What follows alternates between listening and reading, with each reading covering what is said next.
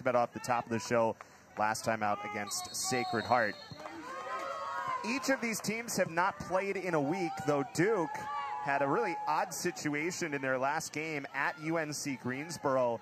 Started on Sunday. The game got suspended due to lightning and some bad weather in the area. They then had to re-pick up the game on Monday night, so a very odd circumstance. Duke ended up winning that game 1-0 over UNC Greensboro, and so back-to-back shutouts since that loss to Stanford when they gave up 4 goals to the number 3 team in the country. And the real talking point for Duke today is about more balls forward, more offense, trying to find more goals. That's the next step. Yeah, I mean, just going to the UNC Greensboro situation, probably fortunate, right, that you were playing a local opponent, because if you had lightning on the road somewhere where you had flown to, let's say it was this game, right, you probably would have not been able to finish the game, but they were able to go back to Durham and then finish the game the next day. But yeah, this is a Duke team that if you look up and down the roster, there is enough talent to be averaging maybe a goal and a half per game. The key is not necessarily their goals per game average, which is 1.33 right now, which is good. The issue is that when they've played the 2 really good teams that they have, they've only scored once and been outscored 7-1. Oh boy, this ball is across in a dangerous area for Olivia Migley, who nearly was there to get it. Vivka Villabrandt sliding over, and it was eventually forced out to the near side. So already a slightly dangerous moment there for the Duke offense. And Chico will play it back across midfield for Bailey Brewster, who is back in the starting lineup today on the back line. Kat Rader, first opportunity. On to her left, quick shot, got knocked down, then Migley slides over, but didn't have the angle and could only hit it off the woodwork. Well, we're only 2 minutes in, and Duke's had enough chances for about 20 minutes of action already. Just unable to get to that ball was Ava McNeil for Boston College, and then a little later, Rader unable to get it on target. Good work in front of the goal by the BC back line, and 2 awesome opportunities for the Blue Devils in the opening couple of minutes. And if you're Boston College, clearly this team from Durham has come out with a lot of urgency early, and you feel like this is going to be about withstanding the early punch and seeing if you can keep this 0-0 for a while until you find your footing here. You almost need a little bit of a reset after a couple of good moments pushing forward for Duke, and exactly what Robbie Church was looking for here today, playing forward a bit more. Try to find 3 or 4 goals in some of these games instead of 1 or 2. That ball shot to the middle, got knocked down clean, and they score! Karina Laguerre with her first goal of the season, and Duke's fastest goal to begin a game this year has the Devils up 1 early.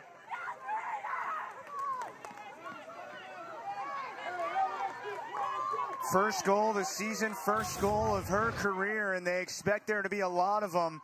Again, pretty similar to the last build-up. Comes from off the right wing. Laguerre makes the run. It bounces off of Costello at a bit of a clumsy touch. It's a pretty easy goal for the type of player that Karina Laguerre is. And to say you could sort of feel that coming might be an understatement. What a start to this game, though, for Duke. So now we'll see if Boston College can answer. And I mean, boy, if you took the call that we had with Robbie Church on Friday and put together what we've seen so far today, here's Sapienza with a right-footed touch, and Leah Freeman's first opportunity is controlled from the transfer from Oregon, one of the best goalies in the Pac-12 over the last couple of years, and then coming to Durham to take over the starting job, which was vacated by Rosie Jones, who was outstanding over the last few seasons in goal for Duke. But just back to the point, again, Robbie Church was looking for a little bit more balls forward and was looking for Laguerre, for as well as she played, to see if they could find 2, 3, 4 goals in the ACC from that 10 spot. And so far, so much success for Duke. Well, here's a couple points on it, right? First of all, Duke last year had the Mac Herman Award winner, obviously, and Michelle Cooper. That's 19 goals and 11 assists that's off your roster. To think things are going to be figured out in 6 games is unreasonable, right? Because as good as Duke is, as talented as these players are, and where they were in recruiting rankings and things like that, when you have Cooper on your roster, you just spent an entire season saying, for 23 matches, when we need a goal, we go to her. She led the country in goal scoring. So, yeah, it's going to take a little bit of time to figure out. And then just a little more on Laguerre. We talked about her in the Open, but just for the context of it, right? Kat Rader last year for Duke scored 12 goals. She set the Duke freshman goal scoring record and was the ACC Rookie of the Year. Karina Laguerre was a higher ranked recruit than she was. So that's the talent that this player has. Chico working against Ella Richards. There's some of the notes on Duke's season last year. 15-5-3. They ended up losing in the NCAA quarterfinal 3-2 to that Alabama team that we talked about with Aislinn Streisig on it, who's now at Boston College.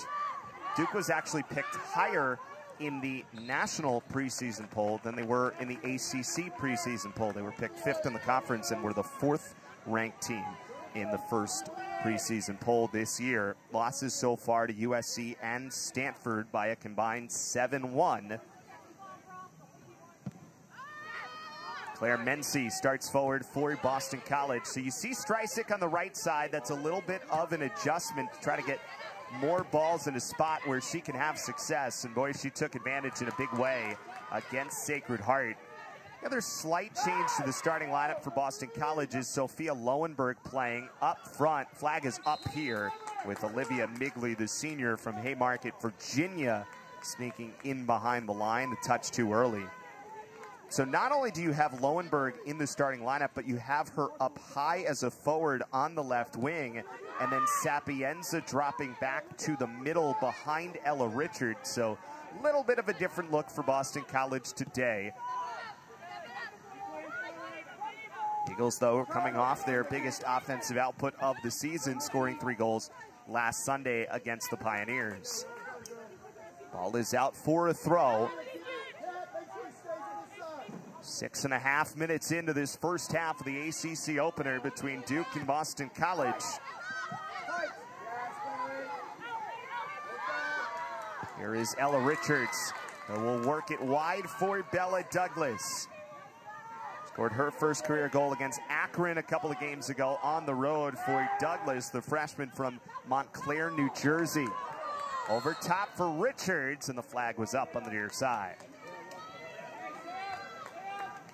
That play Richards made a few moments ago, though, was so good on the near side of the field, just on barely her half of the pitch.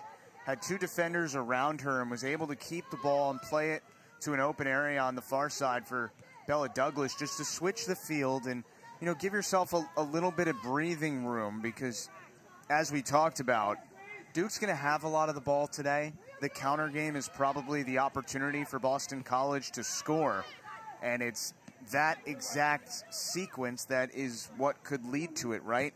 Getting out of congested areas, playing the ball to an open space, finding a teammate there, and maybe you can catch yourself in behind Duke a little bit. But the Blue Devils expect to have a lot of the ball. I don't think Boston College does. So they're prepared for that kind of game. But you certainly don't want to allow the chances that have been created through the first 5 minutes. The last couple minutes have been better. You can see Duke content to hold possession through their back line here. Robbie Church said they've been at about 60% possession so far this year. He'd love to see it get to 65 if possible. There is Leah Freeman, again, who came in from Oregon, Pac-12 goalie of the year last year. And was named to a bunch of watch lists in the preseason, including the Mac Herman watch list. Kat Rader sends it wide for Migley. Senior has help with Nikki Chico. Chico sends one across. Comes all the way through for Watkins. Good job by the Boston College defense getting in position there. That's Laura Govan who got over and made a good play on Watkins. It's a good job by Govan and really a couple other players as well, just getting bodies to the ball, right? Throw yourself to where those players are. Boston College playing 4 across the back to start this match, and Duke has been able to find some open areas inside the 18, and maybe it was only 1 player rushing the ball in the opening minutes of the game. That time it was 3, and Duke wasn't able to get anything towards Villabrandt.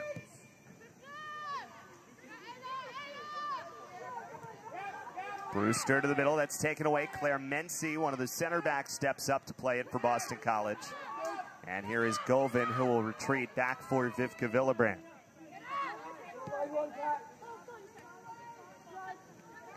Villabran, of course, today wearing that number 19 jersey, as we talked about, and off the top of the show in honor of Wells Crowther.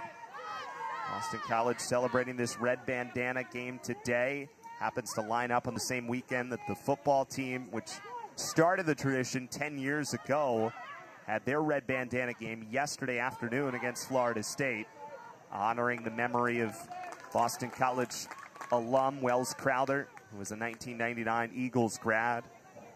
Saved countless lives in the September 11th terrorist attacks. And the man in the red bandana, it's a story that if you haven't seen the video that ESPN produced a couple of years ago, you can find it all over Twitter. It's been tweeted out around the red bandana football game yesterday. It's worth a watch. Really inspirational stuff, and one of the best things that this athletic department at Boston College does year in and year out in honoring his memory. And Vivka gets the honor of wearing the number 19 today for the Eagles.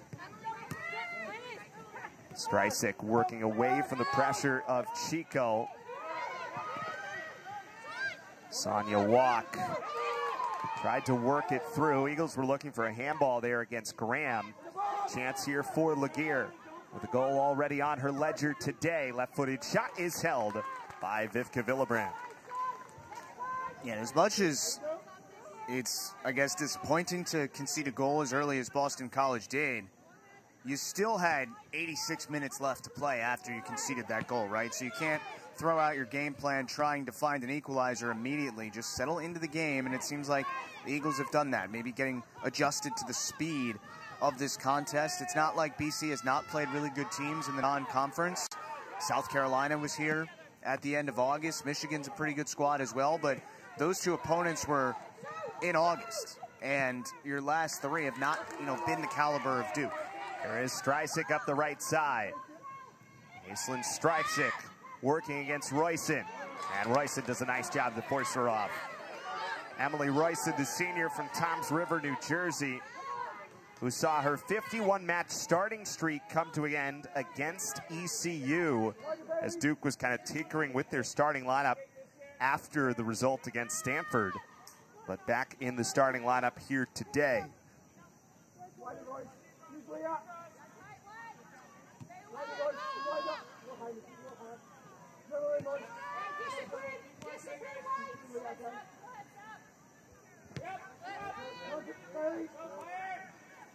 Duke, especially with the lead, is going to be extremely patient with their back line and then try to fly balls forward here. Claire Menzie will force that out.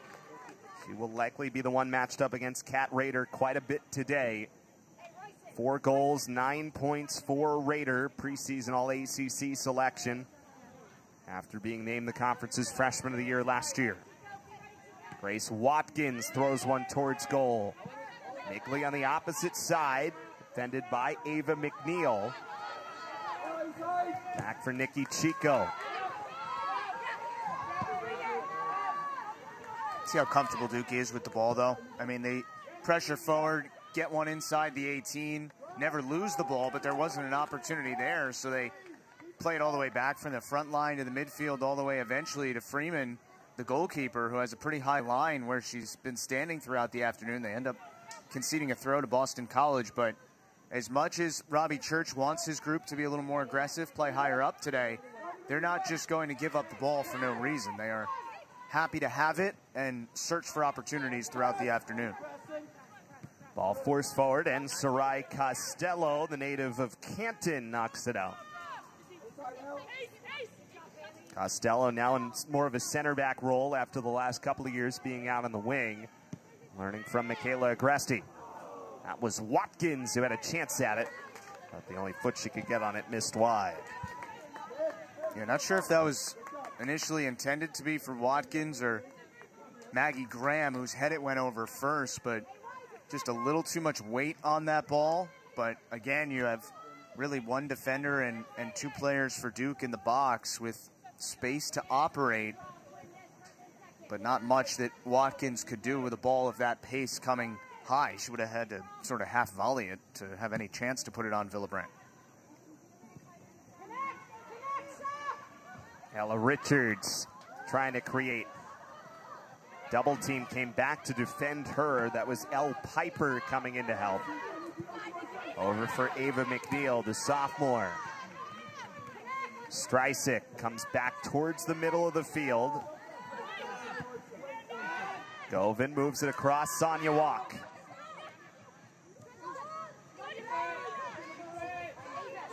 Walk trying to find some space. Uses McNeil. And McNeil forced to knock it out. The pressure there from Olivia Migley. Migley, who's spent time both as a defender and a forward. And she's really crucial in that spot you just saw, number 10 for Duke, because now starting at a forward, but still has those defensive tendencies where she can go 1v1 and take the ball away from a McNeil. And she's somebody that 3 years ago, as a freshman, scored 6 goals. So she has that capability in her. And again, as you've talked about, Robbie Church looking for some more goal scoring today. Moves her up, sees if she can, regain a little bit of that form from 3 years ago. More of a facilitator and a defender over the last couple years, but still somebody with a ton of experience who has scored a good number of goals for Duke in her career.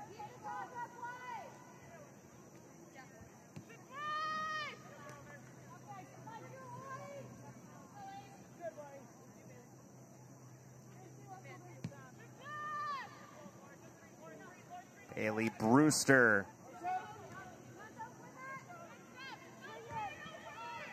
Maggie Graham, one of the captains. A little bit of pressure from the Eagles, and it's forced back to Royson.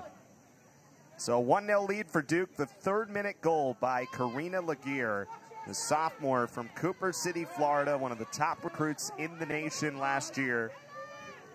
After missing a lot of time a season ago due to the World Cup and due to injuries. Did not play in the final 9 matches, among others. But back healthy this year and now adds a scoring touch for the first time.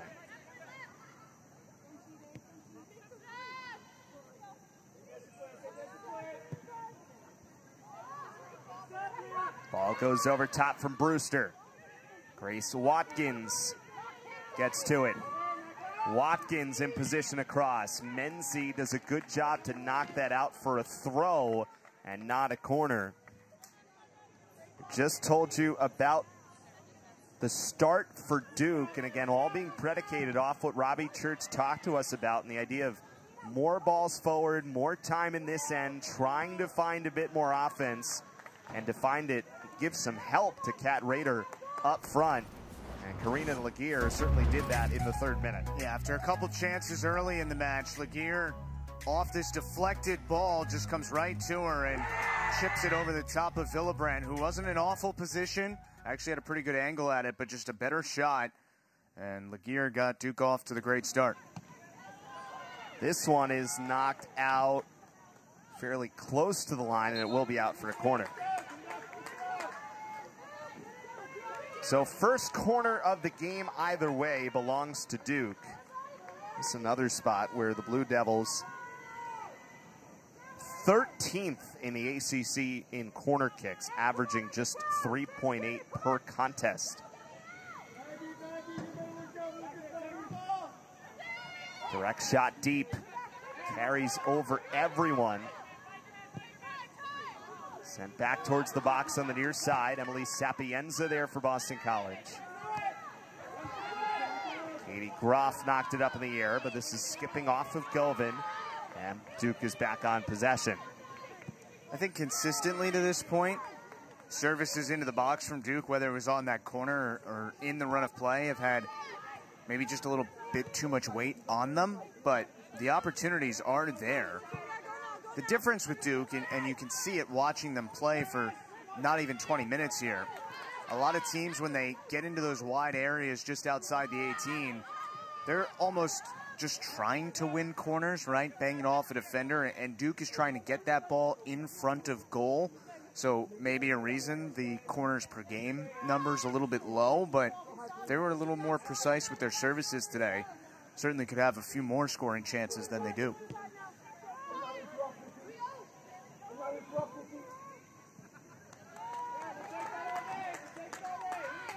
is sent out. Boston College will have a throw. 19.5 minutes into the first half.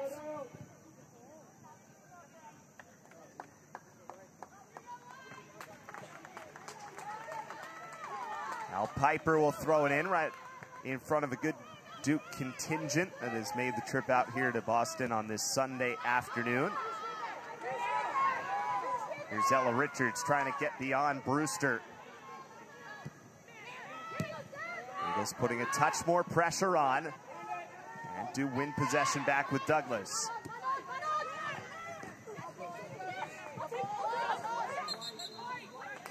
That's off of Duke. So possession will stay with Boston College. Megan Mullen, our referee today.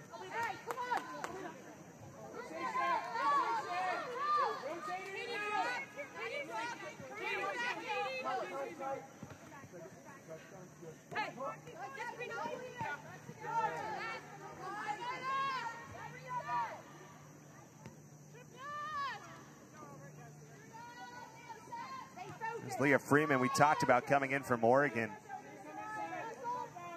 So as a newcomer to the program, but because of all of her experience with various different U.S. youth national teams, she actually has played with a lot of the players on this Duke roster. Most recently, Kat Rader, Mia Minestrella, who were part of some U20 teams recently in 2022. Really almost 7 or 8 players were teammates with Freeman at different times during her early career, so there is that level of familiarity coming in despite transferring into a new program. It's interesting when you look at the ACC is probably the best conference in the country for women's soccer, and how many players come into this league with that youth women's national team experience, whether it's in a different country but specifically in the U.S. So many players in the ACC have played together in the same way you're talking about with Freeman and her now Duke teammates, but you know, from all these teams in the conference, you have players that know each other really well already. Tanya Walk, who played for Team Canada in last year's U20 World Cup, and was on the opposite side of, as we talked about before, Karina Laguerre was playing for the United States.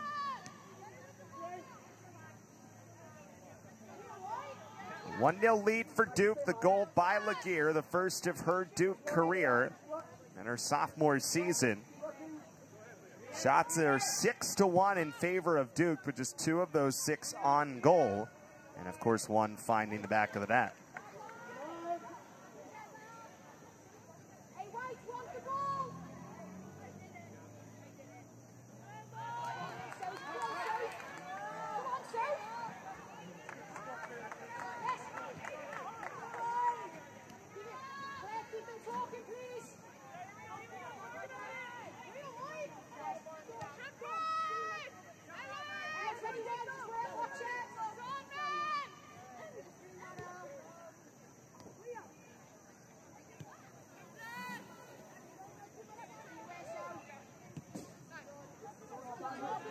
It's really interesting to see, you know, we've talked about it, but just the patience that Duke is willing to have on their back line, and then how that translates to some of the things that Robbie Church is talking about with wanting to find more offense.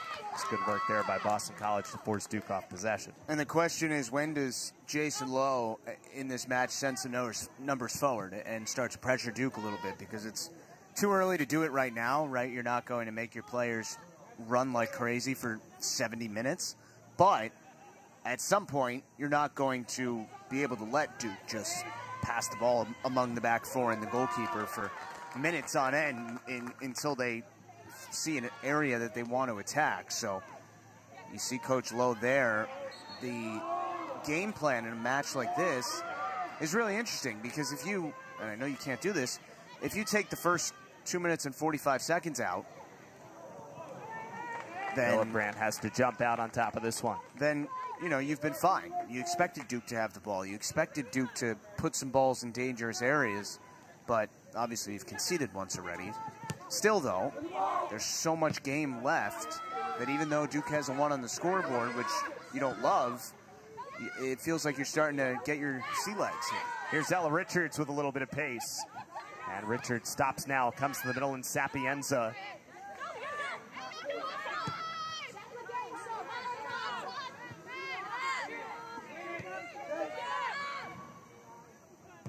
Boston College, he brought back 4 of their 5 top scorers from last year's team, and then adding Streisig from Alabama. You can see the goal numbers over the last 5 games, I should say, are down. However, during that time, the wins and the results are actually up. So they've also locked in on the defensive end. Most notably, after allowing 7 goals in back-to-back games against Long Beach State and South Carolina, they've surrendered just 4 since that point over that same 5-game span.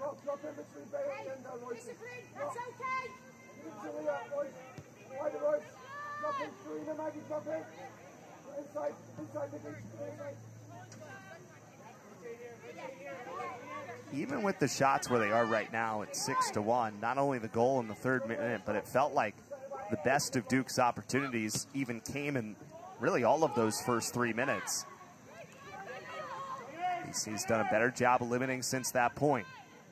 Here is Grace Watkins. Got it through her initial defender, but couldn't get it through Laura Colvin. Good combining on the defense there for Boston College. And here is Streisig over now on the left side. We'll give it back to Douglas with the Eagles on possession here. It was such a good play by Govin to just sort of get in the way without making any contact, to be honest. And it seemed like that was going to be a big opportunity for Duke, and she was just able to stop it. You're right, though. I think the first 3 minutes, as this will be a corner for the Blue Devils, first 3 minutes, if you had told us Duke had 12 players on the field, we probably would have believed you the way the match looked. But since then, things have been much more settled.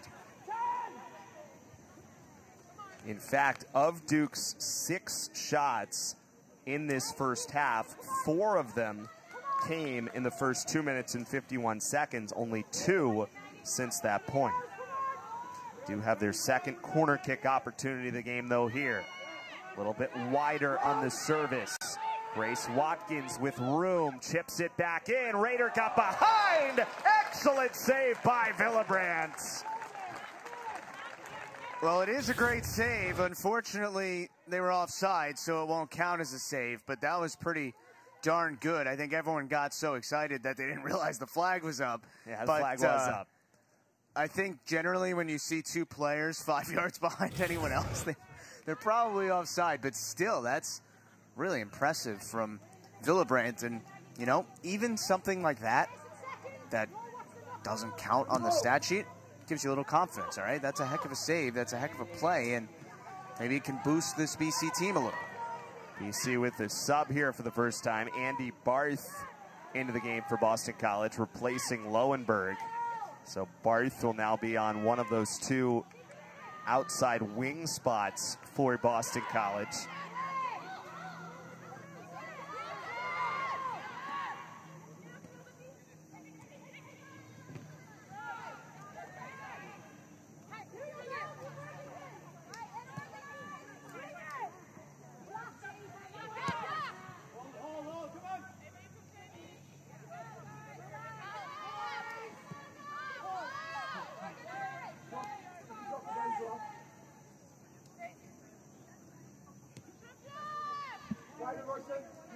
Here is Brewster.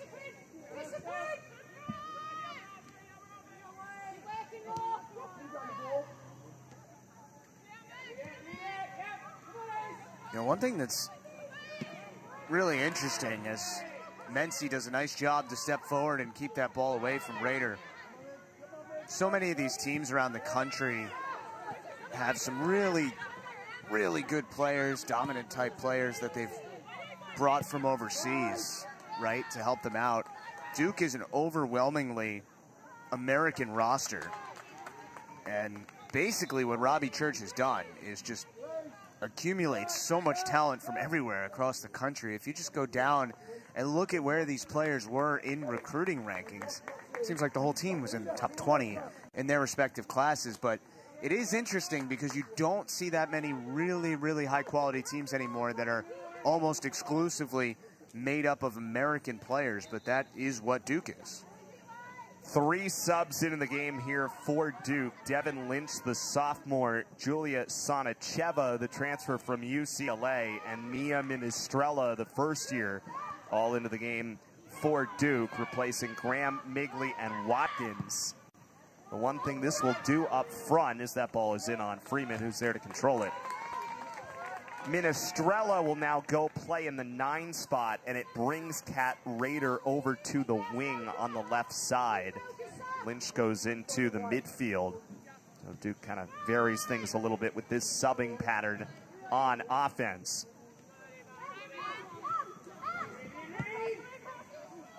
Ball for Rader. It's a little bit too strong, and Vivka Villebrandt controls it for Boston College.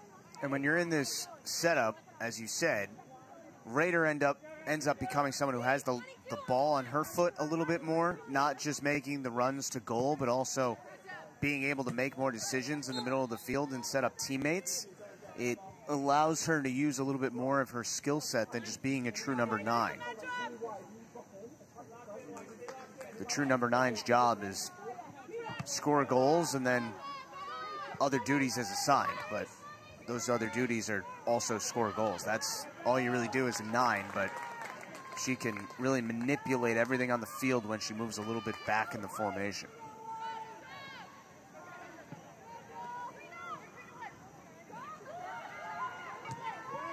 Sonacheva kind of got caught there in an awkward spot. Duke still on the run here, though. Chico, pass for Minestrella, who got knocked down. Then the follow-up chance bounces in.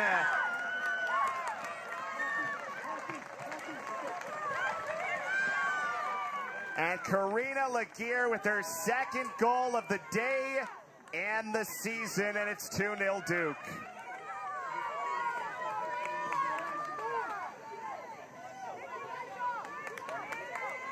Well, one thing you cannot do if you're playing against Duke is turn the ball over.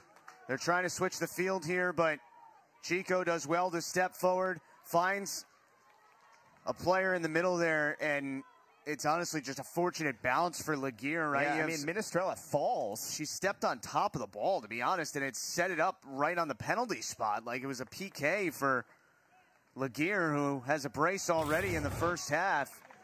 And they've both kind of been put nicely on a platter for her. And as you said, 2nd of the day, 2nd of the season, 2nd of her career. And whoever decided to feature her in the open of the broadcast is looking pretty smart right now.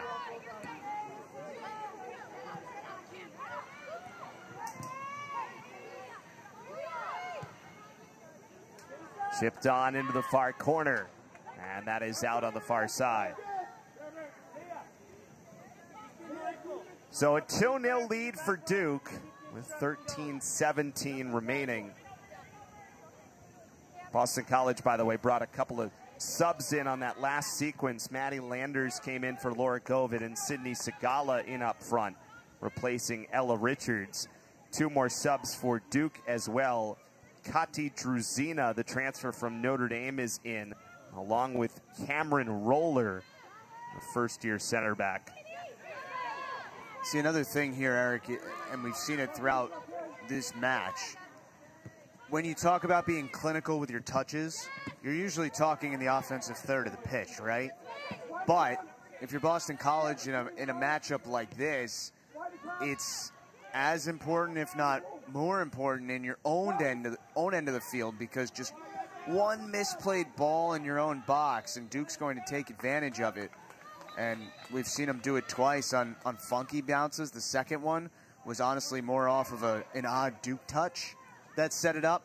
But the first one was off of a bit of a heavy Boston College touch, sets up the goal. And for the most part, you've had maybe 2 poor sequences of 2 minutes in the match. The rest has been kind of fine. But when you're playing against talented players like Duke has on the roster, they are going to turn those sequences into goals. You don't get away with things.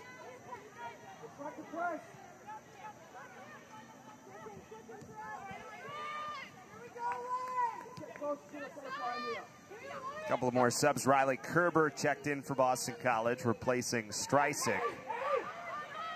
A little bit of a turnover momentarily there, but no problem for Cameron Roller to play it back for Freeman. Duke will rotate their center backs a bit, which is a touch odd. You usually might see subs at a bunch of other places, but not necessarily in the center back spot. But they feel like Roller is someone who can come in. She made her first start against East Carolina, started the last two after being a little bit limited with the summer injury. This one pushed over towards Freeman, who could only grab it after it was over the end line. So a corner kick coming up for Boston College. This will be their first.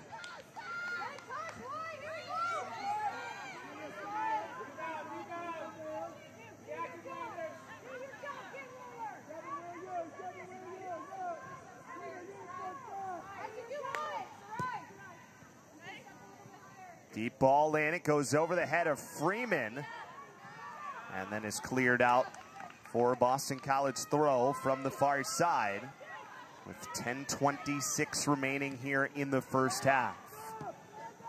Another service through, and Freeman grabs it ahead of Andy Barth. Good sequence there, though, for Boston College. You get a couple balls in the area, you win a corner. Off the throw, you're able to get another ball in towards Freeman.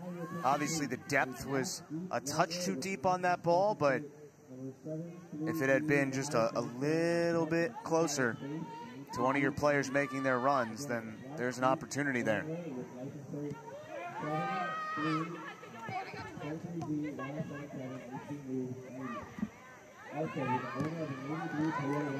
Ball was deflected out to the far side, throwing for Duke.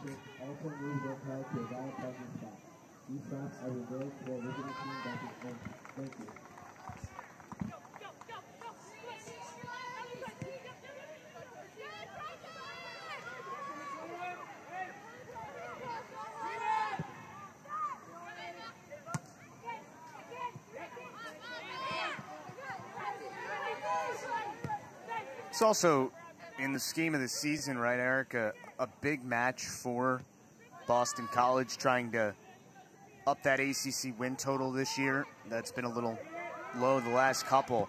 Duke, one of the top teams in the league, coming in here today to start conference play is a big challenge, but your next couple are against teams that are, you know, kind of middle of the pack in the ACC. It's Virginia Tech, it's Clemson, it's Pitt. So you'd like to learn some lessons today and then, you know, build on it going into Thursday, and then a couple days later when you're going to get two more at home against Virginia Tech and Clemson with opportunities to get results, I think. Yeah, the way the schedule worked out, again, the ACC play an unbalanced schedule, so you don't play everyone, and it's kind of the luck of the draw. You know, Duke got most of the ranked teams. Boston College also got most of the ranked teams in the ACC. I guess another way of putting it is most of the teams are ranked in the ACC. That's a very fair point. Here's the entrance on the throw. Cross is Andy Barth in control, who knocks it down the pitch. And a good job by Barth, knowing there were no Duke players around her, so you don't have to too aggressively try and make a touch there and see if you can do whatever with the ball, right? Just let it come all the way through, get your momentum swung back the other way.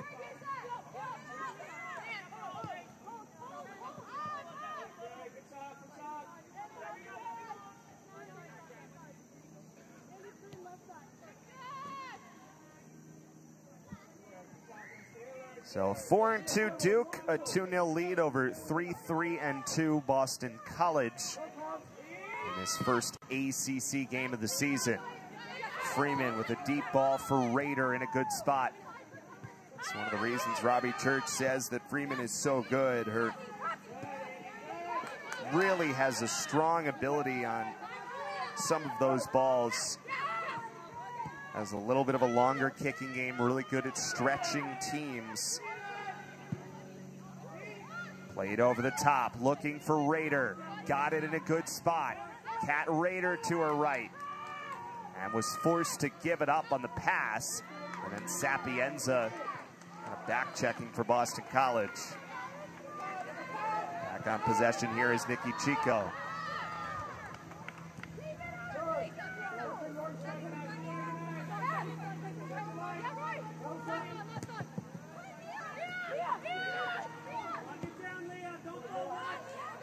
Space out wide on the opposite side for Duke.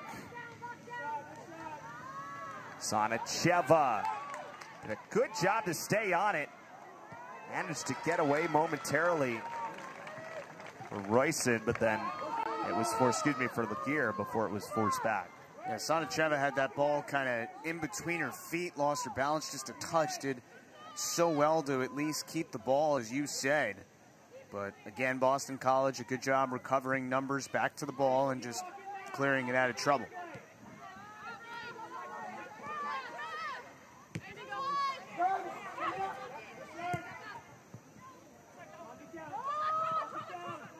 Villabrandt in position, 5:37 remaining.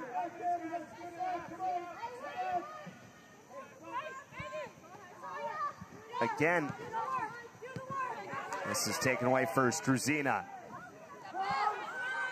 Minestrella wide, and the flag was up. 2-0 lead for Duke so far. It started with just a ton of pressure early, and Karina Laguerre eventually finds her first goal of the season. Yeah, a bit of a heavy touch from Sarai Costello, set up easily for her, and then a couple minutes later, Minestrella just steps on top of the ball, and it puts it right on the penalty spot for Laguerre, who's able to tuck it inside that post. And it's a brace for her, and Robbie Church, sounding like Nostradamus, saying he wanted some goal scoring from 16, and he got 2 in the first half today.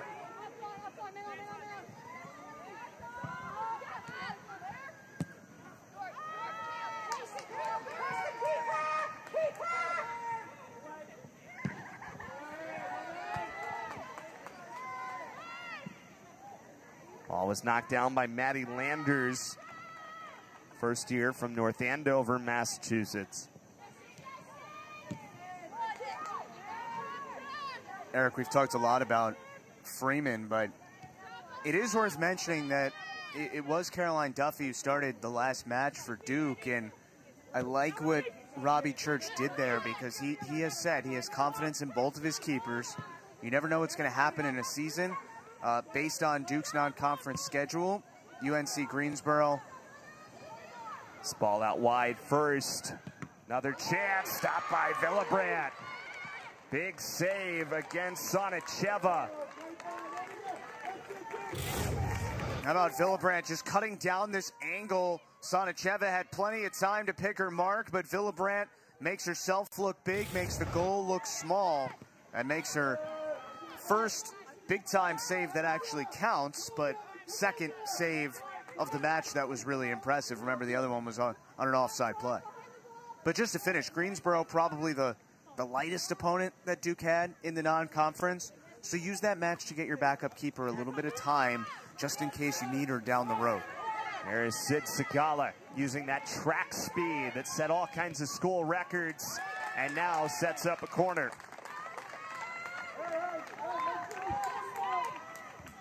Segala won the 1600 meter at the 2023 Pan American U20 Championships in Puerto Rico in August. And this is the speed that's on display. Yeah, Druzina, just a bit of a clumsy pass, and Segala takes advantage of it, using her speed and effort more than anything to win this corner. That one was missed wide. And a goal kick coming up for Duke.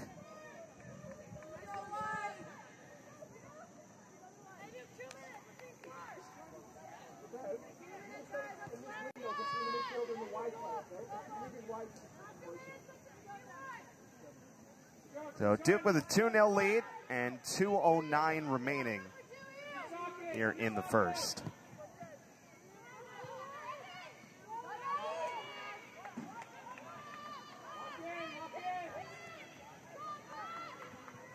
Shots are 8-1 Duke, but remember, 4 of those shots came in the first 2 minutes and 40 seconds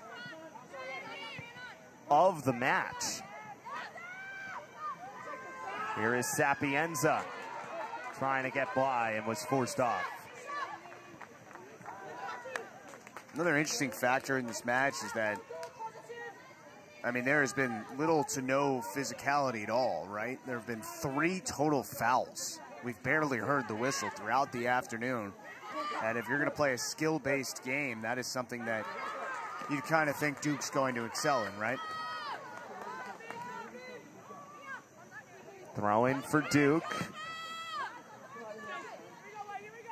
The other point Robbie Church talked about was just wanting a little bit more possession time from his team, and I think he's gotten that today, closer to 65% than the 60 they've been averaging over the first 6. Here is Andy Barth. Barth cuts to her right, chips one on. That was forced wide, was trying to get the deflection off Druzina, but couldn't quite connect. And a goal kick with 40 seconds remaining in the first.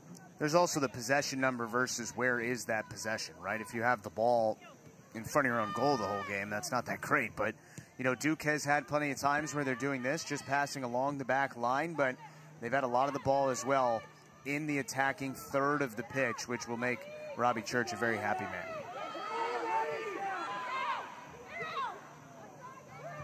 That is offside. The flag is up. That's the 3rd offside call against Duke in the first half. And that will just about bring us to the end of the halftime. So, after one half, 2-0 lead for Duke. And Karina hadn't been to the College Cup, though, since 2017. Can this young group, a little younger than last year, develop together with a new All-American type goalkeeper that's a veteran and take that next step that Duke's been waiting for a little bit now? Well, they really felt like last year's team, had Laguerre been healthy, had everybody been right at the same time, they might have had a chance. Ended up falling in double overtime to Alabama, who did end up qualifying for the College Cup. Well, good start here for Boston College to begin half number 2. Corner kick coming up for the Eagles. I think Jason Lowe at halftime could have said to his team, you saw the energy that Duke brought the first 3 minutes of the game. Let's bring that energy the first 3 minutes of the second half and see what happens. So it'll be a corner kick. Emily Sapienza, the North Carolina native, to take it. Right-footed kick towards the box. It was over the head of Lowenberg. Sarai Costello trying to get over there, and does for Boston College, though it deflects out off the Eagles. And a throw-in coming up for Duke a minute in to this second half.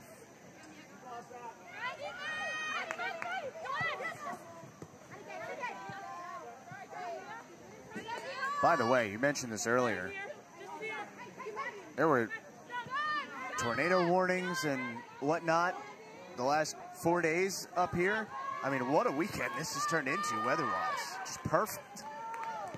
Hurricane warning. Sorry, whatever it was, none of it happened. Weather's complicated. I'll tell you what happened, sun. We're very lucky that the worst bands of Hurricane Lee kind of missed New England. There was some concern with some of the sporting events in New England yesterday might have to get moved. The storm, what did hit in New England, ended up hitting a little bit earlier in the evening Friday night, so it didn't affect play. Just some wind yesterday, but all things considered, a big win in terms of what could have been. There's Minestrella coming across and missed it wide. Will go all the way out for a Vivka Villebrand goal kick.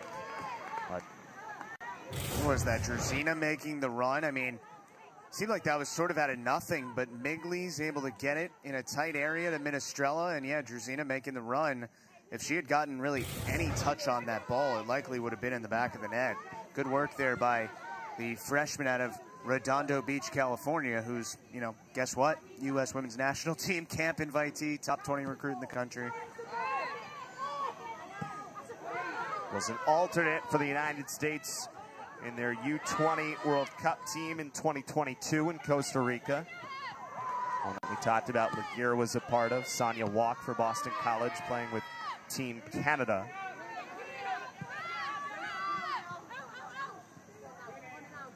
You've mentioned a couple times what we talked with Robbie Church about this week. Good ball ahead again. Minestrella on it, right-footed shot coming across, and all Segala can do is knock it out and sets up the corner. what did he say, right? Get Laguerre involved. 2 goals for her, that's a check. More possession. They had 65% in the first half. That's a check. More numbers and opportunities forward. Certainly a check. The last thing, he didn't say let's get 2. He said let's get 4. So he wants that pressure to continue throughout the match, not just sit on a 2-0 lead at halftime. And at least for 3.5 minutes, Duke has continued that pressure here in the second. Yeah, he felt like this team is really capable of a 3-4 goal type of effort rather than closer to 1 or 2. That's a deep ball, returned back, looking for Minestrella. Comes all the way through, back to the initial corner kick from Piper. Now is out and back onto the back line. That was Maggie Graham on the near side of the box who had that initial first touch, sending it back over. And this is out for a goal kick.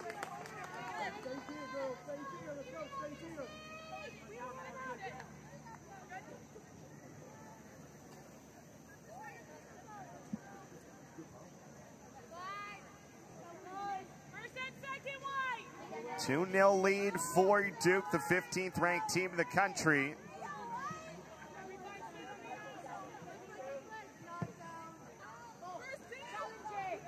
6 ranked teams in the ACC this week. Richards is bumped off. And a rare whistle in this game. Again, we've not had many foul calls. There's a Duke player down at midfield, and that's why our referee, Megan Mullen, calls to stop the clock. That was the foul on Richards that was called, and then it was a little bit earlier in the sequence that the Duke player was down. Yeah, looks like Maggie Graham is down. And might have taken a little contact up high, but at least up to her feet.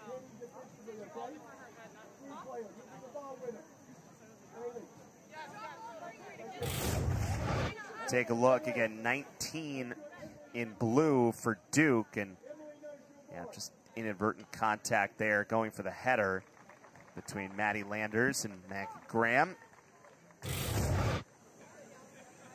So Graham will come off for now. Devin Lynch returns, the sophomore, into the game.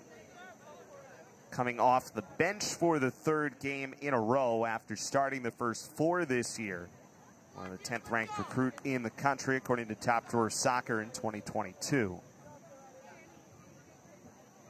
Graham, one of a couple Duke legacies on this roster. Sister played for the Blue Devils. One thing I do think that is worth noting, and we touched on this from the other side of the point of view in the first half, Eric, but those Top Drawer Soccer recruiting rankings, they don't rank international players. So that is worth, at least throwing into the mix, because a lot of the times some of the non-American players can be the best players in the country. But in terms of players that have come from the States to play college in the States, Duke has recruited about as well as anybody.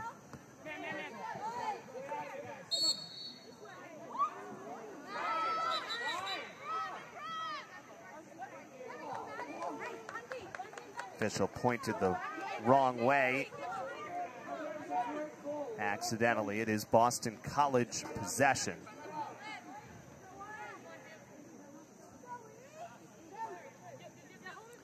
Claire Mency, hard to imagine this is only her 2nd year with BC. She feels like such a staple on this Eagles team. Coming in as a grad transfer from Bucknell last year. That's a good service in. Still loose in the box before it's knocked out by Katie Groff, senior from Raleigh, North Carolina.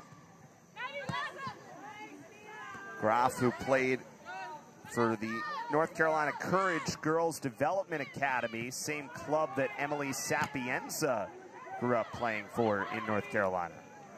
There is Villebrand on top. Good aggressive decision there by the junior goalkeeper. That ball was spinning hard away from Vivka, but makes the right choice, and more importantly maybe the definitive choice, to keep that ball away from any Duke players.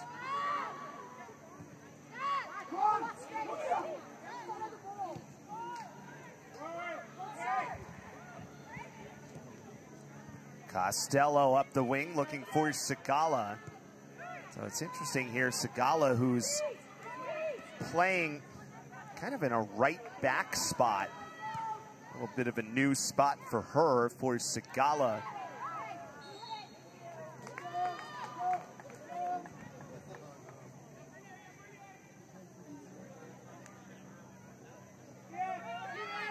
So free kick coming up for Duke.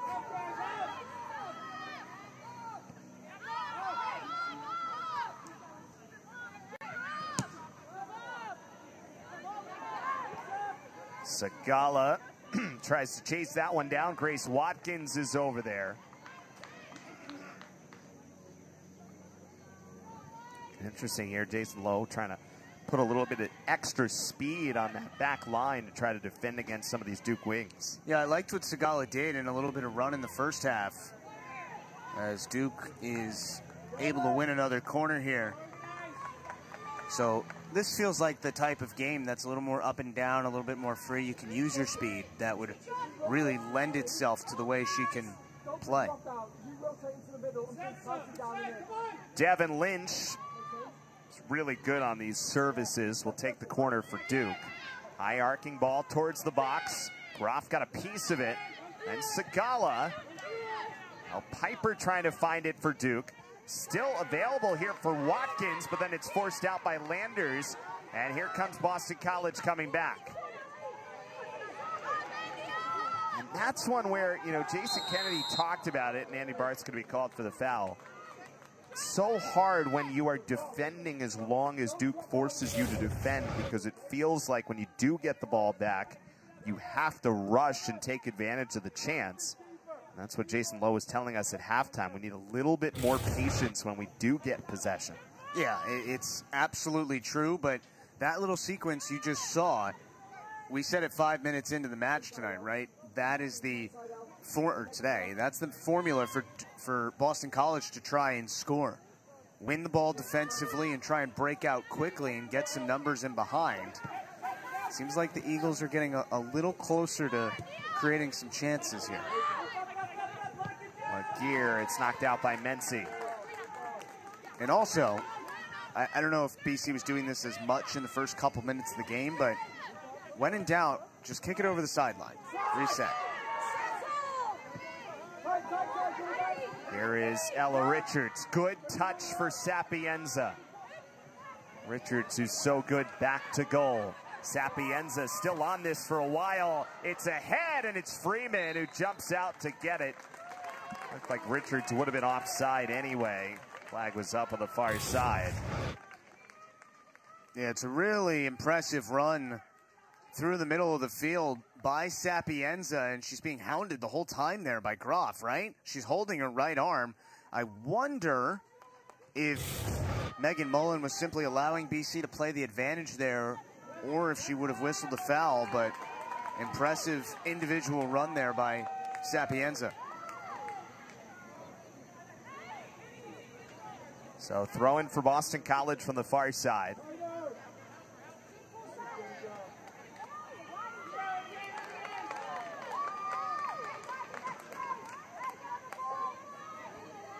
We have yet to have a shot officially recorded in this second half. Still 8-1 overall for Duke.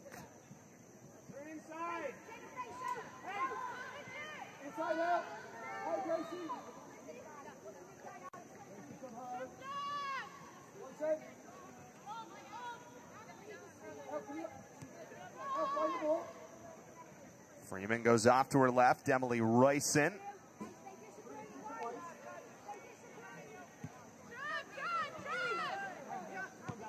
Brewster comes over for Watkins. It's taken away by Bella Douglas, the freshman.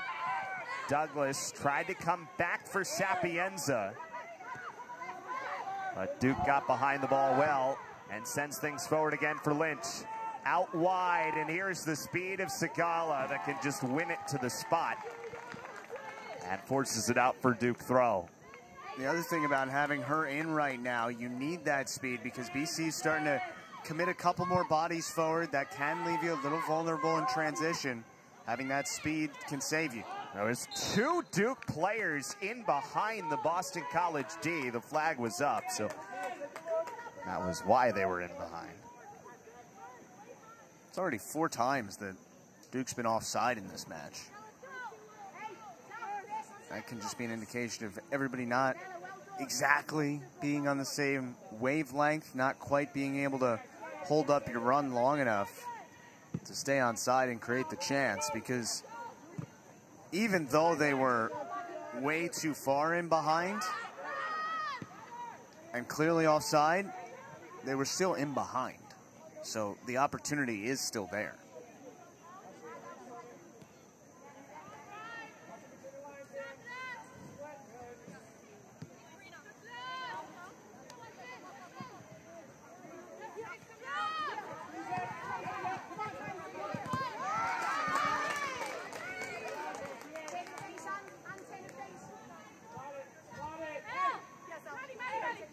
Piper on the throw.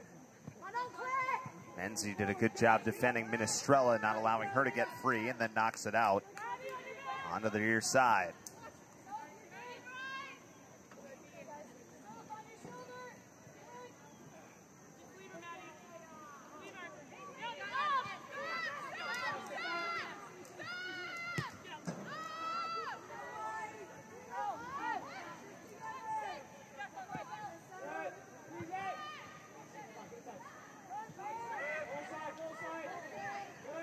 Migley, good pass to get it free.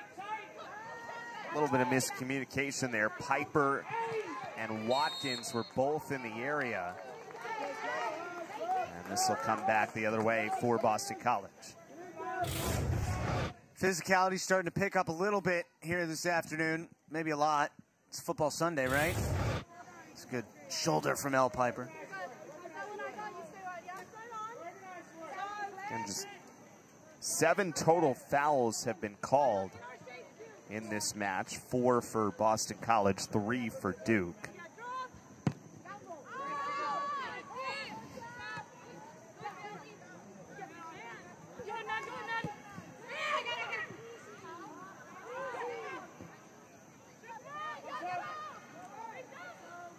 Lowenberg. Again, playing a little bit higher on the pitch than we saw her play last year. Sagala back.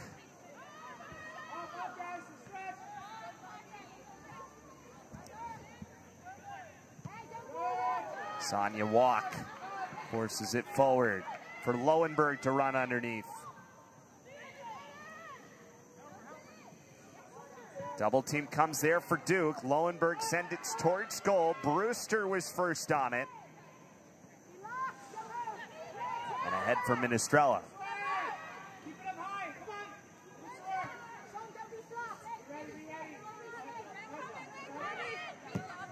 Menzie plays it forward, knocked down by Piper. Now Piper returned to the starting lineup against UNC Greensboro. Did not start against ECU. Another one that Robbie Church was kind of mixing and matching, trying something different in his starting lineup. Spent time this summer from the San Francisco Glens of the USL. Came up through the San Jose Earthquakes Academy, did Piper, native of San Jose. Laguerre with space. Karina Laguerre out for Watkins. Centers one in. Ball still loose. And then finally the whistle comes out against Duke. Costello was there holding it with Minestrella right there and Laguerre in there as well.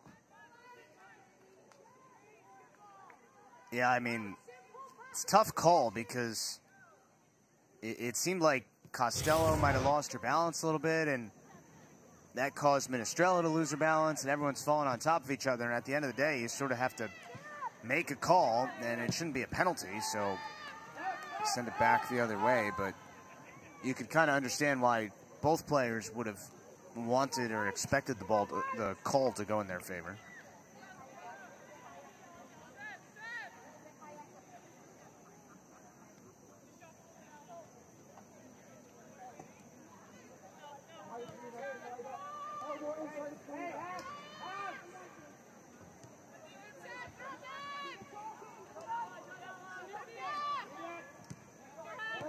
Freeman comes over again to the near side, and Brewster.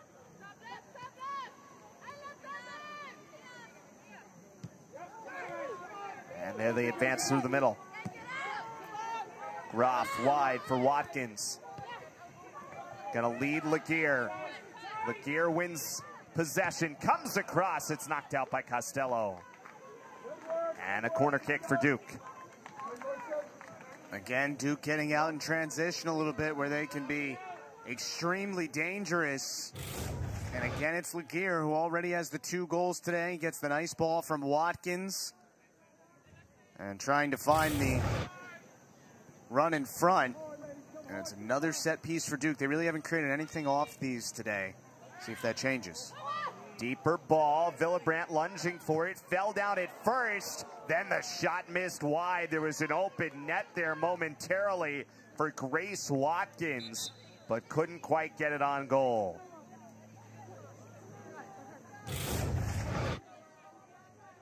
Let's see it. As you said, deeper ball. Villebrandt got a little bit of a touch on it. So many bodies in there, tough to put it on target, but not a decision that you're going to be upset with. Boston College with the sub, Laura Govin back in for BC, replacing the first-year Maddie Landers.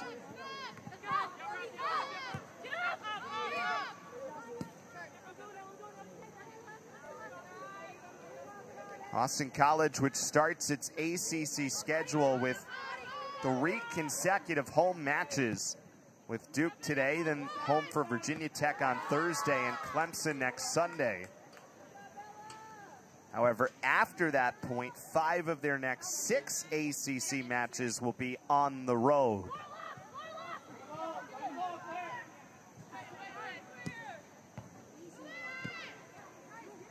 Govin forces it out.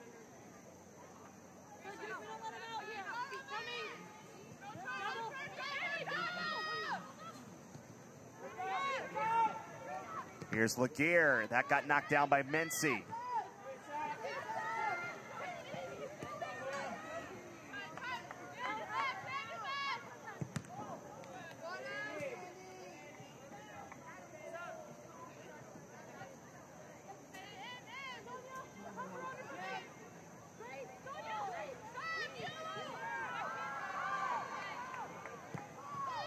Watkins on the cross. Big save, Villebrandt on Lynch's try. I mean, that was all world on both sides, right? How about this bit of skill from Watkins to get in an area to serve one in?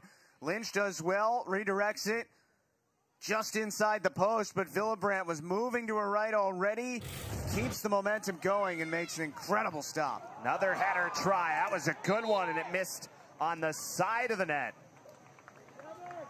So back-to-back good chances there for Duke. That was Katie Groff.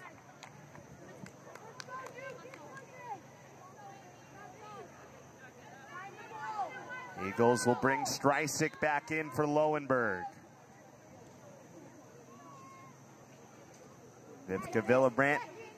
You can see her wearing the number 19. Again, this is Boston College women's soccer's red bandana game in honor and memory of Wells Crowther, the man in the red bandana who saved countless lives by going back into the South Tower on September 11th, 2001 before losing his own life, a Boston College alum who wore number 19 as a member of the BC men's lacrosse team at the time.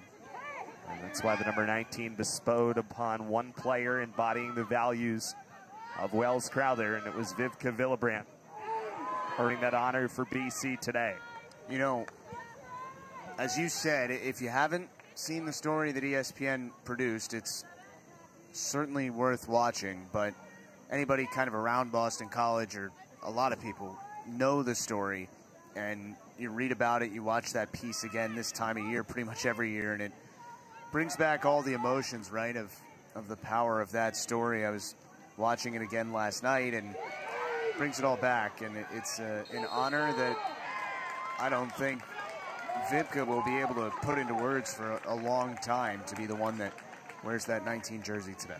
Alice's mom, Allison, was here on campus yesterday at the football team's red bandana game, as she's been for every year since they've started doing it over a decade ago.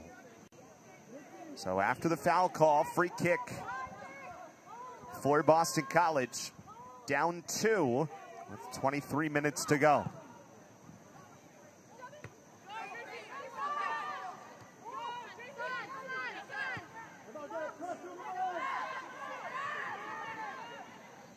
Sagala back to get it. Ahead for Streisig.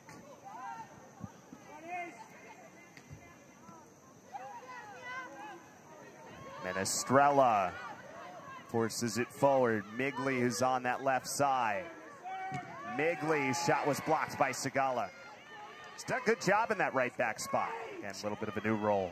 She has, and I think whatever experience these players can get today against Duke, whether it's playing in a little bit of a new role or getting some run on the field at any point, it's going to benefit you as this season goes along. Another look at that hard challenge in the back, and clear foul against Claire Mency.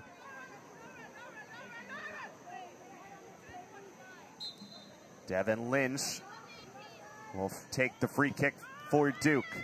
Chips it on, looking for Brewster. Got a head on it, but missed wide.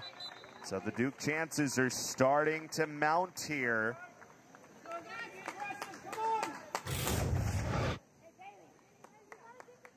One thing that maybe, again, it's nitpicking, but you could say that Duke could do better today is I can't remember a real quality chance they've created off a set piece. They've created a ton in the run of play, but set piece-wise, they've not been overly precise this afternoon.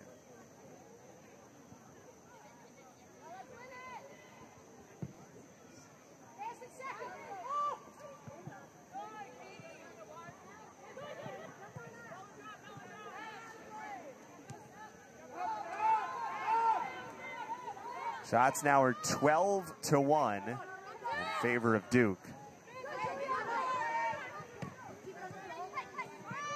Mency plays it over for Andy Barth. By the way, on that last sequence, bunch of subs in for Duke. Kat Rader back in for the first time in this second half, replacing Migley. Nicole Chico and Julia Sonacheva also each checked back in. Druzina and Watkins coming out.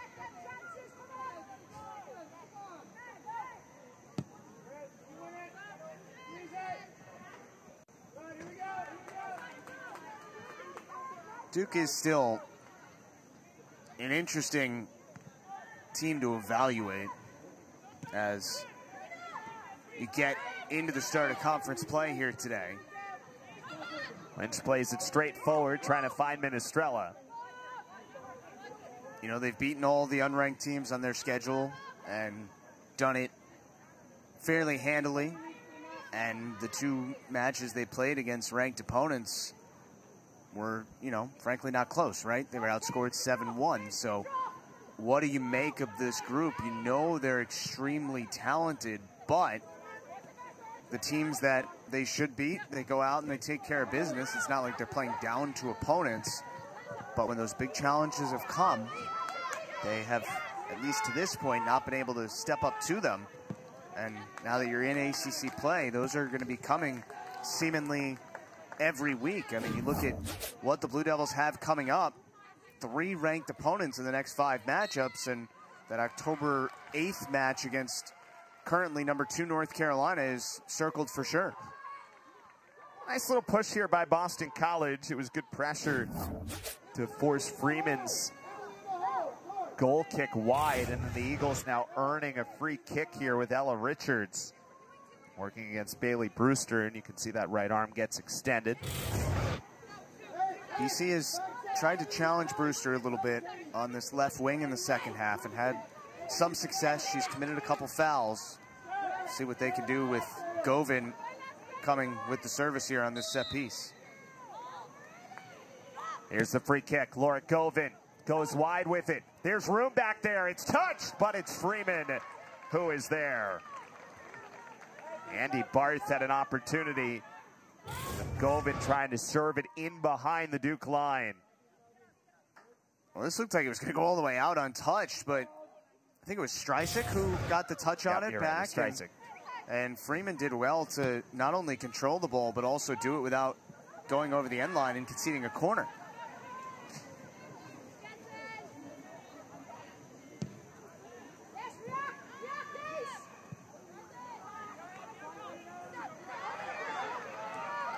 Ella Richards on the right side. Richards got knocked down her cross. Then Streisig comes in. Streisig shot, and it's stopped by Freeman. I mean, this is a really good extended push, as you said, from Boston College. And this is kind of how Duke scored the first goal. Just a couple odd bounces in the box. Streisig wins the ball, gets through a couple defenders, has the opening right on the near post, but a good save by Freeman. Leah Freeman, who was on the preseason Mac Herman watch list for the best player in college soccer. I told you about it, the Pac-12 goalie of the year last year. That Oregon school record for goals against average in her career. There is the try from Rader. Duke have done a pretty good job limiting Kat Rader so far today. Duke's best scorer. Not just her second shot of the game so far. In her career, when she scores a goal, Duke is 12-1-1.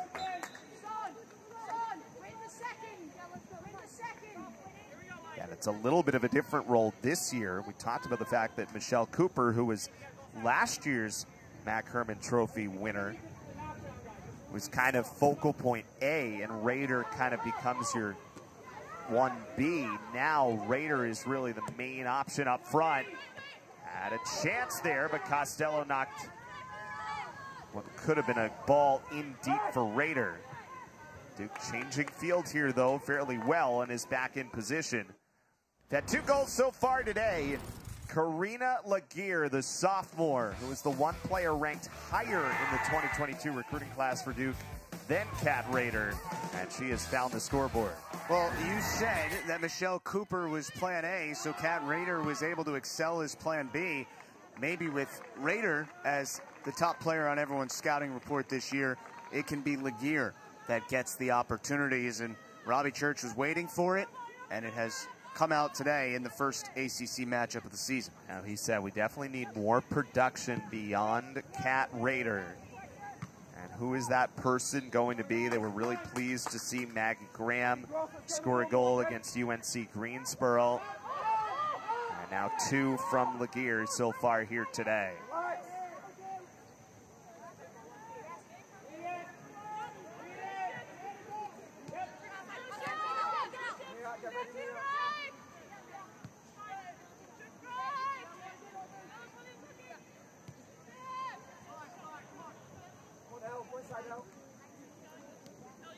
.44 remaining. From Newton in a 2-0 lead for Duke over Boston College.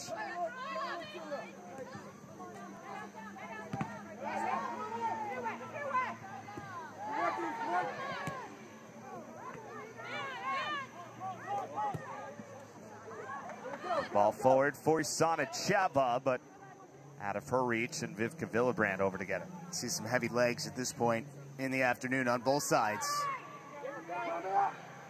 Both teams should be, relatively fresh. Duke played about half a game on Sunday and half a game on Monday. Because of weather, BC has not played since Sunday, but both will be back in action on Thursday. So a little bit of a quicker turnaround for ACC match number 2.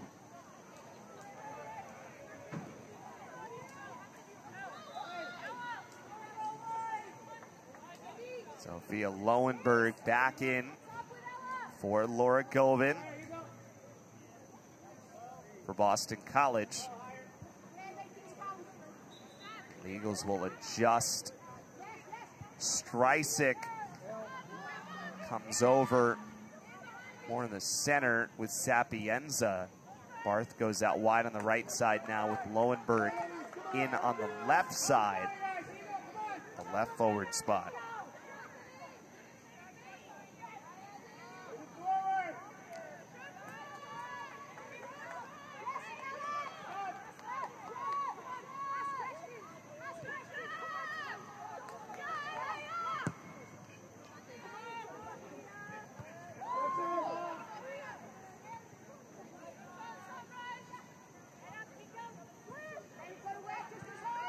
Raider, good pass for Laguerre.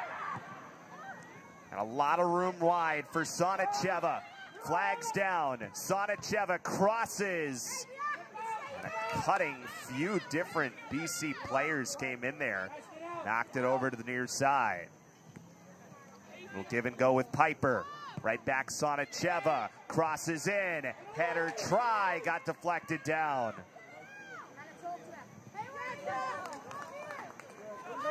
So one thing we've seen change as this afternoon has gone along, and it's largely been the same in the second half. Laguerre puts it forward again. Minestrella is stopped by Vivka Villebrandt. Well, it didn't happen right there, but BC is letting Duke have some space out wide and trying to collapse things inside the 18. You see that here, right? No one's outside, but there are 4 defenders all within about 3 yards of your goalkeeper in Villebrandt. This was just a misplay defensively as Mency let player get in behind her, but Villebrandt able to make another stop.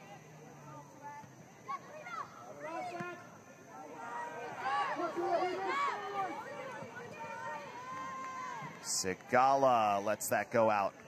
That was off of Duke.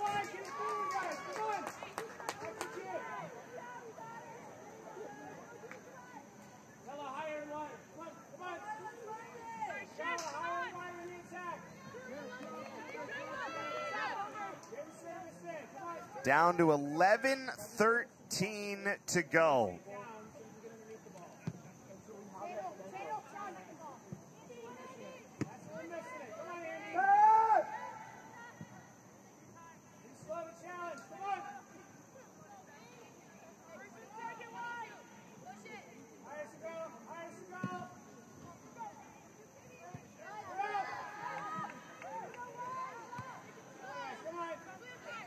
Chipped up in the air for Sonacheva. Minestrella gives it back for Laguerre. Karina Laguerre forward for Minestrella, but the flag was up.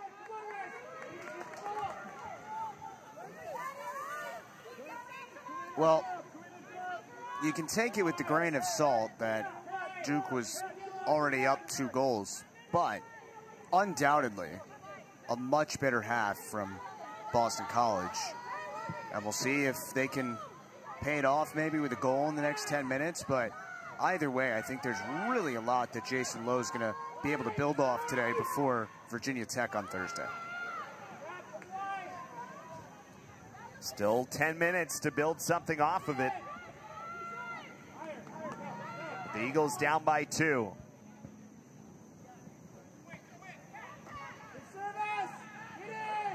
Andy Barth to the outside. Barth settles. And kind of lost the handle on it before she could serve it. Nikki Chico was over there defending. And a throw-in coming up for Duke.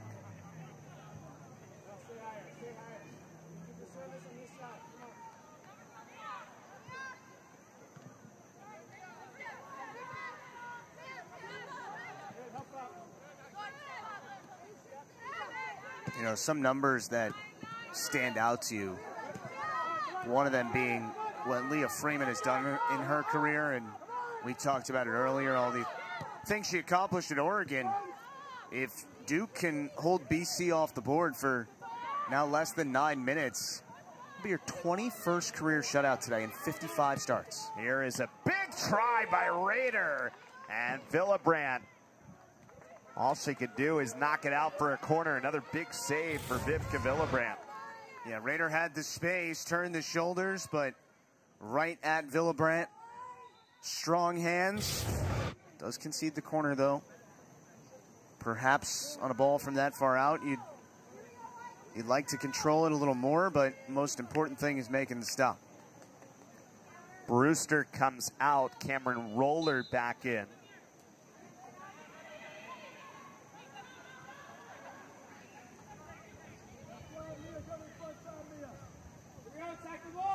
El Piper goes short with the corner for Raider.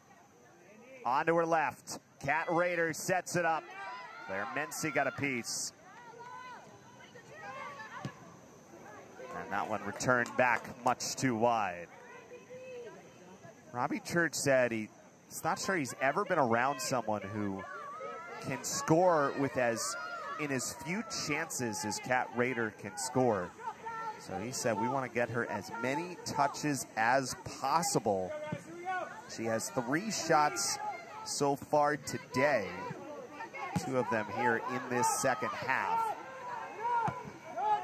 And if the goal is to get her just touching the ball as much as possible, then that adjustment they made about midway through the first half is kind of the way to do that, right? It's not necessarily playing as a true number 9. You can see how efficient she is with her shots. But as a true 9, you become, somewhat reliant on your teammates to get you the ball. When you play a little deeper in the formation, you can create things yourself. Richards throws one in, looking for Barth. Couple of Duke bodies got a touch on it. The Eagles, by the way, have moved, at least on this sequence, Sid Sigala back up. We'll see if she retreats back or the Eagles will hold here. Laura Govan came back into the game for Boston College. Bella Douglas forces it out. So, yep, Sigala's going to stay up. And with the Eagles needing 2 with 6:29 to go. So Richards and Sigala up top. Lowenberg, Barth on the wings, and Sapienza in the middle, with Sonia Walk behind her. Now Piper throws one towards the net. Oh my, got a good angle on it. Just hit the crossbar.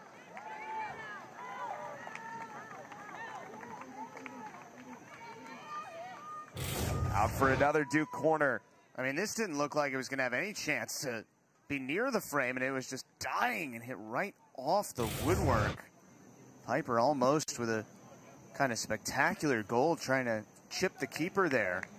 But it results in the 8th corner for Duke, which is, as you said earlier, Eric, about double their average per game on the season.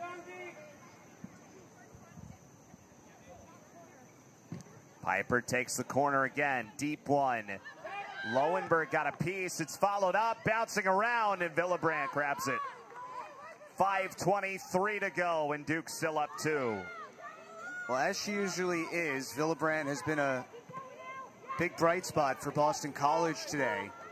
She's had to navigate a lot of traffic within the 18 and has done a good job. It was kind of 2 goals that were scored against her off balls that were redirected, directly leading to shots where it wasn't really her fault that she was out of position. So, for the most part, she's been outstanding again today. It's now 17 shots for Duke. They've now tallied 17 in back-to-back games against Greensboro and now here against Boston College. So again, Robbie Church looking for a touch more offense, touch more of the ball forward. I think he has answered that well from his team. The thing that you would say as well is that, teams keep track of expected goals, and I think Duke's expected goals number is going to be very high today. I mean, they created enough chances to score 4 or 5 times. It's only been 2 so far, but I don't think he's going to walk out of this match feeling like, hey, we didn't create enough this afternoon. A couple of new pieces into the game for Duke. Taylor Evans, the sophomore midfielder's in for the first time. The first-year midfielder, Phoebe Goldthwaite, playing for her hometown team, and Durham is in. And it looks like there's a player down here for Duke with the clock stopped with 4:22. Katie Groff, maybe cramping situation here. The other sub was Geneba Endao, the junior from Senegal, who just checked into the game for Duke. Well, we mentioned this is the first of 3 consecutive home ACC matches to begin conference play for the Eagles. They'll take on Virginia Tech on Thursday. We'll have that one for you here on ACC Network Extra. And then on Sunday, Boston College will take on 8th-ranked Clemson on the ACC Network. And then to the road, as we talked about. After the first 3, 5 of 6 conference games will be away from Chestnut Hill, starting at Pittsburgh on the 30th.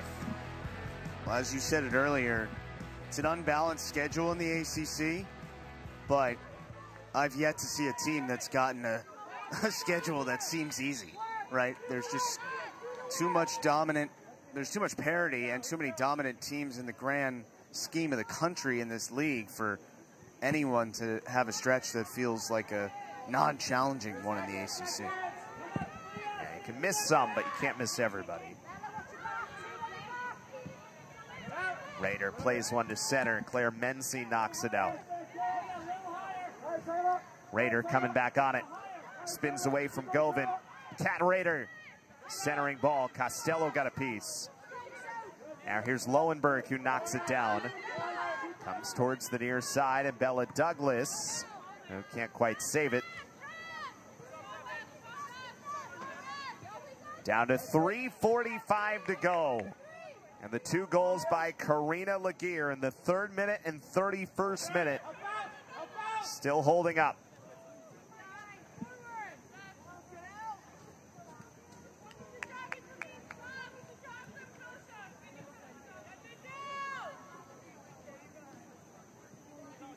Piper, no problem taking a couple of extra beats off the clock on each of these throws every time she can. Piper throws one towards center. Laura Govan was first on it for Boston College. Laguerre chips it on. Minestrella throws one towards center. Bouncing ball. Still loose, and Sonia Walk gets rid of it out to the wide side. Flag stayed down on that sequence. Minestrella was in onside.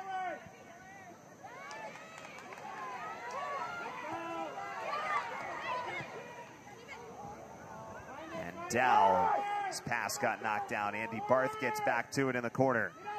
Down to 2:31 to go.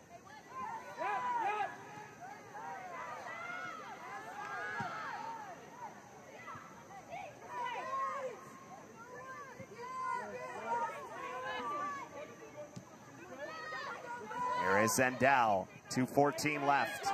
And Dow, good pass for Raider. And it stopped. Costello, I think, got a piece of it. Villabrandt was there as well. Really good ball by Geneva Dow, the junior. Yeah, it certainly was. Just came in a few moments ago, as you said, found the opening. Raider right there. And again, Villabrandt saving the day. Piper sticks one in, and a save by Villabrandt. It's now a season high, 19 shots this afternoon for Duke. By the way, Dow, as you mentioned, from Senegal, played at IMG Academy, but we were talking earlier about all the American players on this Duke roster. She's the only one who's not from the United States.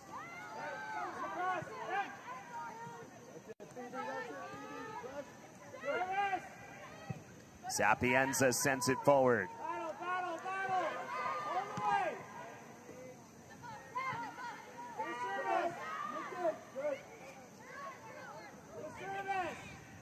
Sapienza throws it in.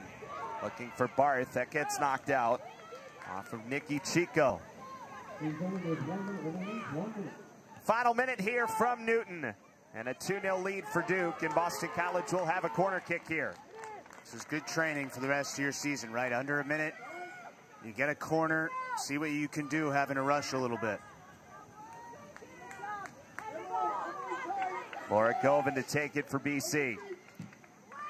Low ball, headed out by Cameron Roller. And that is out on the near side for a Duke throw with 28 seconds remaining.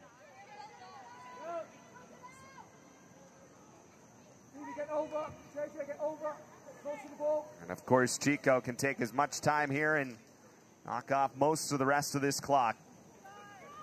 So the shots end up 19-3 in favor of Duke. They get 9 on goal, and 2 goals for Karina Laguerre are enough.